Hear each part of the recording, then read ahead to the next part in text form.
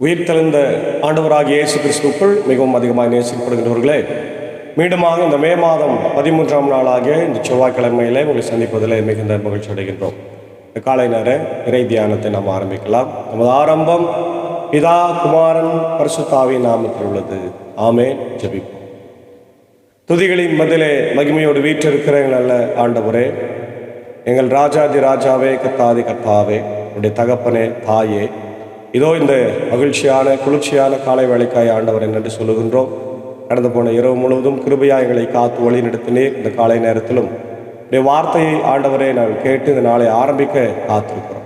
அடியாரை மறைத்து நீர் பேசு ராஜா, நாங்கள் கேட்கின்றோம். இந்த நாளின் இறை செய்தி, பாடல் வேலை, ஜெப வேலையை எங்களுக்கு ஆசீர்வதியும் அடியனையும் சாரையும் நீர் எடுத்து பயன்படுத்தும். இதை கேட்டு பயன்பெறுகிற எல்லா மக்களுடைய வாழ்க்கையிலும், இல்லங்களிலும், உள்ளங்களிலும் அமைதியும் சமாதானத்தையும் தேவ ஆசீர்வாதத்தையும் தந்து வழி நடத்தும். இறை மைந்தன் இயேசுவின் மூலம் ஜெபிக்கிறோம் நல்ல பிதாவே, ஆமென். காலை வேளையில் நாம் 81வது பாடலாகிய வந்தனம் வந்தனமே தேவ துந்துமி கொண்டிதமே என்ற பாடலை நாம் சேர்த்து பாடும்.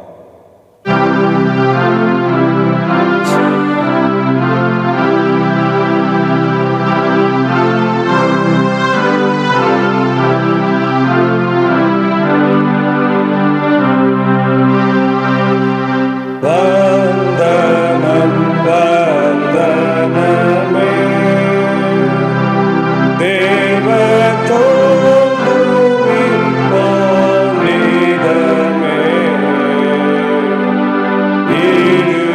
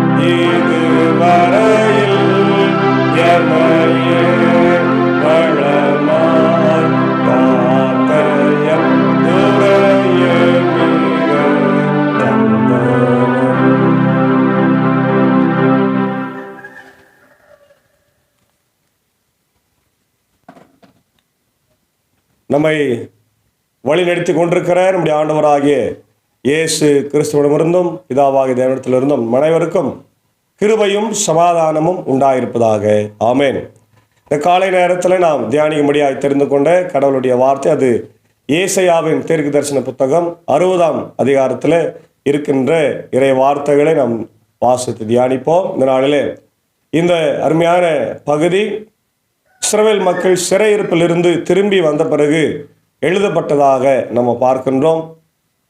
ஏசாயா 8ஆம் நூற்றாண்டின் தீர்க்கராய் இருக்கின்றார். இந்த 60ஆம் அதிகாரம் மிக முக்கியத்துவம் வாய்ந்ததாக இருக்கிறது. ஏனென்றால் சிறையிருப்பிலிருந்து திரும்பி வந்த பிறகு அவர்கள் வாழ்வை பெற்றுக்கொண்ட பிறகு எழுதப்பட்டதாக நம்ம பார்க்கிறோம். பாபிலோனிய சிறையிருப்பு மக்களுக்கு மிகுந்த கசப்பான உணர்வையும் துன்பத்தையும் துயரத்தையும் கைவிடப்படுதலையும் கொடுத்தது. 586ஆம் ஆண்டு பிசியில் அவங்க இயேசு கிறிஸ்துவுக்கு முன்பாக எருசலேம் தேவாலயத்தை அவர்கள் வந்து தாக்கி இடித்துவிட்டு எல்லாவற்றையும் நொறுக்கிவிட்டார். அப்போது அவங்களுடைய நம்பிக்கையெல்லாம் நொறுங்கி போனது. அவர்கள் மீண்டும் நாம் எகிப்தில் இருந்ததைப் போல நீண்ட வருடங்களாக சிறையிருப்பில் இருப்போமோ என்ற எண்ணம் மேலோங்கியது. அந்த நேரத்தில் தான் ஆண்டவர் இந்த 60ஆம் அதிகாரத்தின் வழியாக அவர்களுக்கு மீட்டுருவாக்கத்தையும் நன்னம்பிக்கையும் தருகின்றவராக இருக்கின்றார். இங்கே அவர்கள் கடவுளின் மகிமை, இஸ்ரவேலுடைய மீட்டுருவாக்கம், அதே போல கடவுளோடு மக்களோடு கடவுள் செய்த உடன்படிக்கை, அதே போல உலகளாவிய சிந்தனைகள் எல்லாம் இந்த பகுதியில் இருக்கிறதை நம்ம பார்க்கின்றோம்.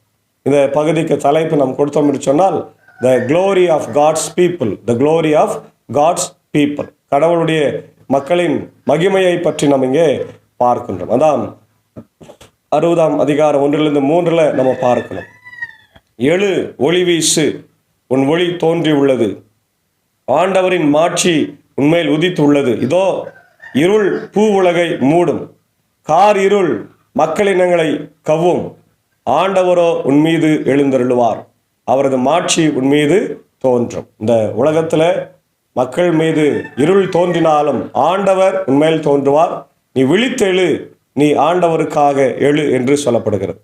பிற இனத்தார் உன் ஒளியை நோக்கி வருவார், மன்னர் உன் உதய கதிர் நோக்கி நடை போடுவார். பார்த்தீங்களா, புறஜாதி மக்களையும் கடவுள் சேர்த்து கொள்ளுகிற ஆண்டவராக இந்த பகுதியில் இருக்கிறது நம்ம பார்க்கிறோம். மன்னர்கள் வருவார்கள், உன் கண்களை உயர்த்தி உன்னை சுற்றிலும் பார், அவர்கள் அனைவரும் ஒருங்கே திரண்டு உன்னிடம் வருகின்றனர். தொலையிலிருந்து உன் புதல்வர் வருவார், உன் புதல்வியர் தோளில் தூக்கி வரப்படுவார்கள். இல்லையா, சிறையிருப்புக்கு போன உடைய பிள்ளைகள் எல்லாம் இந்த தேசத்திற்கு திரும்பி வருவார்கள்.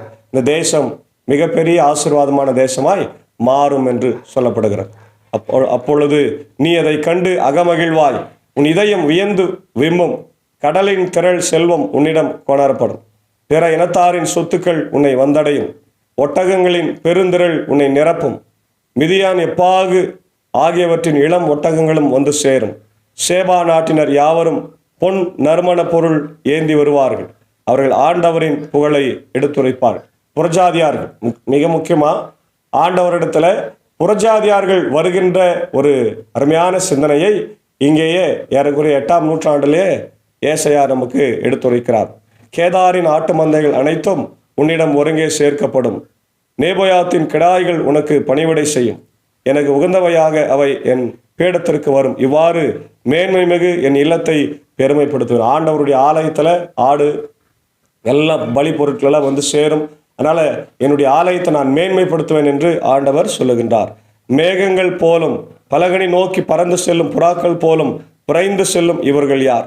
தீவு நாடுகள் எனக்காய் காத்திருக்கும், இஸ்ரேலின் தூயவரும் உன் கடவுளுமான ஆண்டவரின் பெயரை முன்னிட்டு உன் பிள்ளைகளை தொலையிலிருந்து ஏற்றி வரவும், வெள்ளியையும் பொன்னையும் அவருடன் எடுத்து வரவும், தர்சீசின் வணிக கப்பல்கள் முன்னிலையில் நிற்கும், ஏனெனில் இஸ்ரேலின் தூயவர் உனக்கு மேன்மை அளித்துள்ளார். பாருங்க, புறஜாதியார் எல்லாரையும் கொண்டு வந்து உடைய வாழ்க்கையில் சேர்க்க. அதான் the darkness and light, God's glory, darkness and light. இல்லையா, இருளிலிருந்து ஆண்டவர் ஒளியை தருகிறார், அதே நேரத்தில் மக்களுக்கு ஆண்டவர் மகிமையை தருகின்றவராக இருக்கிறதை நம்ம பார்க்குறோம். அதுக்கப்புறம் மக்களை கூட்டி சேர்க்கிறார். 4ஆம் அதிகாரம் 9ஆம் வசனத்திலிருந்து நாம் பார்க்கும்போது மக்களை தூர இடத்திலிருந்து கூட்டி சேர்க்கிறார். Gathering from afar, discussing the gathering என்று நாம் பாருங்கள். அப்புறம் nations coming to God's light, மக்கள் எல்லாரும் ஆண்டவருடைய ஒளியில வருகிறார். அப்புறம் 10-22 பார்க்குறோம், the abundance of God's blessings இல்லையா. மீண்டும் இஸ்ரவேல் மக்களுக்கு ஆண்டவர் கொடுக்கிற ஆசைகளை பற்றி நம்ம பார்க்குறோம். அந்நிய நாட்டவர் உன் மதில் சுவரை கட்டி எழுப்புவார், அவர்களின் மன்னர் உனக்கு பணிவிடை செய்வார். ஏனெனில் சினமுற்று நான் உன்னை நொறுக்கினேன், நான் கனிவுற்று உனக்கு இரக்கம் காட்டி உள்ளேன். உன் வாயில்கள் எப்போதும் திறந்திருக்கும், ராப்பகலாய் அவை பூட்டப்படாதிருக்கும். பிற இனத்தாரின் செல்வம் உன்னிடம் கொண்டு வரப்படும், அவர்களின் மன்னர் ஊர்வலமாய் அழைத்து வரப்படவும் அவை திறந்திருக்கும். உனக்கு பணிபுரியாத வேறு நாடோ அரசோ அழிந்துவிடும், அவை முற்றிலும் பாழடைந்து போகும். லேபனோனின் மேன்மை உன்னை வந்து சேரும், உன் திரு தூயகத்தை சுற்றியுள்ள இடத்தை அழகுபடுத்த தேவதாரு, புன்னை, ஊசி இலை மரம் ஆகியவை கொண்டு வரப்படும். என் பாதங்களை தாங்கும் தலத்தை மேன்மைப்படுத்துவேன். உன்னை ஒடுக்கியவரின் புதல்வர் உன்னிடம் தலைவணங்கி வருவார், உன்னை அவமதித்தவர் அனைவரும் உன் காலடியில் பணிந்து வீழ்வார்கள். ரொம்ப அழகாக சொல்றார் பார், ஆண்டவர் உன்னோடு கூட வருகிறார், உன்னை ஒடுக்கினவரை எல்லாரையும் கொண்டு வந்து சேர்க்கின்றவராய் இருக்கிறார் என்று ரொம்ப அழகாக நம்ம பார்க்கணும். ரீபில்டிங் அண்ட் ரெஸ்டோரேஷன் இல்லையா, ஆண்டவர் கொடுக்கின்ற மிகப்பெரிய ஆசீர்வாதத்தை இந்த பகுதியில் நம்ம பார்க்கின்றோம் இல்லையா. ஆண்டவரின் நகர் என்று, இஸ்ரவேலின் தூயவர் என்று சீயோன் அழைக்கப்படும். நீ நெகிழப்பட்டு வெறுத்து ஒதுக்கப்பட்டாய், உன் வழியோ எவரும் பயணம் செய்யவில்லை, நானோ உன்னை என்றென்றும் பெருமைப்படுத்துவேன், தலைமுறை தோறும் மகிழ்ச்சிக்கு உரியவனாக்குவேன். நீ பிற இனத்தாரின் பாலை பருகுவாய், மன்னர்களின் மார்பிலிருந்து பாலை உறிஞ்சுவாய். ஆண்டவராகிய நானே உனக்கு விடுதலை அளிப்பவர் என்றும், யாக்கோபின் வல்லவரே உன்னை மீட்பவர் என்றும் நீ அறிந்து கொள்ளுவாய். பார்த்தீங்களா, சிறையிருப்பிலிருந்து நீ திரும்பி வருகிற போது ராஜாக்களை, புறஜாதி எல்லா மக்களையும் நீ மீட்டுக்கொள்ள அவர்களிடத்திலிருந்து ஆண்டவர் உன்னை மீட்டு கொண்டு வருவார், அவர்கள் வழியாகவே உனக்கு உணவு தருவார் இல்லையா, ஆசீர்வதிப்பார் என்ற செய்தியை நம்ம பார்க்க முடிகிறது. தொடர்ந்து நாம் பார்க்கும்போது, வெண்கலத்திற்கு பதிலாக பொன்னையும், இரும்பிற்கு பதிலாய் வெள்ளியையும், மரத்திற்கு பதிலாய் வெண்கலத்தையும், கற்களுக்கு பதிலாய் இரும்பையும் கொண்டு வருவேன். உங்கள் கண்காணியாக சமாதானத்தையும் உங்களை வேலை வாங்குமாறு நேர்மையாயும் நியமிப்பேன். உன் நாட்டில் வன்முறை பற்றியும், உன் எல்லை பகுதிகளில் பாழாக்காமல் அழித்தலும் பற்றியும் இனி எந்த பேச்சும் எழாது. உன் மதில்களை விடுதலை என்றும், உன் வாயில்களை புகழ்ச்சி என்றும் அழைப்பாய். இன்னைக்கு கூட நாம் பார்க்கிறோம், தொடர்ந்து பாகிஸ்தான் அந்த இந்திய வான்வெளியில ட்ரோன்களையும் மற்ற ஏவுகணைகளான அனுப்பி கொண்டே இருக்கிறாங்க. ஆனால் இந்தியா தொடர்ந்து அதை அழித்து போராடி கொண்டிருக்கிறது. இங்கே என்ன சொல்றாரு பாருங்க, உன்னுடைய அந்த மதில் சுவர்கள், அந்த எல்லை ஓரத்தில் இருக்கிற எல்லா பிரச்சனைகளும் மாறும், சமாதானத்தை நான் கொண்டு வரேன், உனக்கு புது வாழ்வை தரேன். ஒருவேளை நமக்கும் ஆண்டவர் இந்த செய்தியின் வழியாக நம்முடைய இந்திய தேசத்திற்கு சமாதானத்தை, மகிழ்ச்சி அளிக்கக்கூடிய செய்தியை சீக்கிரத்தில் கொண்டு வருவார் என்று நம்ம பார்க்கின்றோம். கதிரவன் உனக்கு இனி பகலில் ஒளி தர வேண்டாம், பால் நிலவும் உனக்கு ஒளி வீச வேண்டாம். ஆண்டவரே இனி உனக்கு முடிவில்லாத பேரும், அதாவது சூரியனும் வேண்டாம், சந்திரனும் வேண்டாம், ஆண்டவரே உனக்கு பேர் ஒளியா இருக்கு. ஐ எம் த லைட் என்று சொல்கிறார் இல்லையா. நம்முடைய வாழ்க்கையில இருள் சூழ்ந்த இந்த உலகத்துல ஆண்டவரே நமக்கு பேர் ஒளியா இருக்கிறார். உன் கடவுளே இனி உனக்கு மேன்மை, உன் கடவுளே உனக்கு மேன்மை. உன் கதிரவன் ஒருபோதும் மறையான், உன் நிலா இனி தோய்ந்து போகான். ஆண்டவரே உனக்கு என்றும் உள்ள ஒளியாய் இருப்பார். என் கண்ணீர் நாட்கள் ஒளிந்து போகும், உன் மக்களின் அனைவரும் நேர்மையாய் இருப்பார், அவர்கள் நாட்டை என்றென்றும் உரிமையாக்கி கொள்வார். நான் மாட்சி அடையுமாறு நட்டு வைத்த மரங்களை அவர்கள் என் கை வேலைப்பாடோடும், அவர்களே அவர்களுள் சிறியவராய் 1000 பெருகுவார். அற்பரும் ஆற்றல் மிகு மக்கள் இனமாவார். நானும் ஆண்டவர் ஏற்ற காலத்தில் இதை நான் விரைவாய் செய்து முடிப்பேன் என்று ஆண்டவர் சொல்வார். இந்த எல்லா கஷ்டமான சூழ்நிலைகளை ஆண்டவர் மாற்றி நமக்கு புது வாழ்வை தருகிறவராய் இருக்கிறார். அதே போல நம்ம தொடர்ந்து சில இணை வசனங்களை நாம் பார்ப்போம். ஏசாயா 58:8 பார்க்குற கடவுளுடைய மகிமையை இஸ்ரவேல் மக்களுக்கு ஆண்டவர் தருகிறார். ஏசாயா 59:19 நம்ம பார்க்குறோம், கடவுளுடைய மகிமை அந்த மக்களுக்கு தருகிறார். அவர்கள் தூரத்திலிருந்து கொண்டு வரப்படுகிறார். எசேக்கியேல் 43:1-5 பார்க்குறோம், ஆண்டவருடைய ஆலயம், எருசலேம் ஆலயம் ஆண்டவரின் மகிமையால் நிறைந்திருக்கிறது. அதே போல ஏசாயா 6 ஏசாயாவை முதலாக ஏசாயா ஆண்டவரை பார்க்கிறார். பார்க்கும்போது அவருடைய அந்த மிகப்பெரிய மகிமையை கண்டு பயந்து போகிறதை நம்ம பார்க்கிறோம். அதே போல இஸ்ரவேல் மக்களை ஆண்டவர் மீட்டு எடுக்கின்றார். ஏசாயா 49:6 பார்க்கிறோம், எரேமியா 30:18-22 பார்க்கிறோம், எசேக்கியேல் 36:24-28 நம்ம பார்க்கிறோம். அதே போல இருளில் சூழ்ந்த மக்களுக்கு, இருளில் இருக்கின்ற மக்களுக்கு ஒளியை தருகிறார். ஏசாயா 9:2 அது நமக்கு தெரிந்த வசனம் தான். இருளில் நடக்கிற ஜனங்கள் பெரிய ஒளியை கண்டார்கள், கார் இருளில் இருக்கிற மக்களுக்கு ஒளி உதித்தது என்று சொல்லப்படுகிறது. மத்தேயு 4:16 அதை நம்ம பார்க்கிறோம். யோவான் 1:4-5 பார்க்கிறோம். அதே போல புறஜாதியார்கள் ஆண்டவருடைய இடத்திற்கு, நாட்டிற்கு வருவார்கள். ஆண்டவர் புறஜாதியாருக்கும் ஆண்டவராக இருக்கிறார். God is God of universal. Is not only the God for Jewish, இல்லையா? Is not the only God for Christians, இது also God for all the people, இல்லையா? ஏசாயா 2:2-4, மீகா 4:1-3, வெளிப்படுத்தின விசேஷம் 21-24 பார்க்குறோம். அதே போல் கடவுளுடைய மக்கள் வாழ்க்கையில் ஆசீர்வாதங்கள் பெருகும். மத்தேயு 5:14-16, பிலிப்பியர் 2:15, 1 பேதுரு 2:9 இவைகளை நாம் பார்க்கும்போது ஆண்டவர் உண்மையாகவே நம்முடைய வாழ்க்கையில் மிகப்பெரிய அற்புதங்களை, அடையாளங்களை செய்து ஆண்டவருடைய பிள்ளைகளாய் நம்ம இன்னும் இருளில் அல்ல ஒளியில் நடக்கின்ற மக்களாக நம்மளை மாற்றுவார். ஆண்டவரின் மகிமை நமக்கு ஒரு முக்கியமாக இதில் நான் எடுத்துக்கொண்ட சில முக்கியமான வசனங்கள் என்னென்னா, புறஜாதியார்களையும் ஆண்டவர் நேசிக்கிறார்.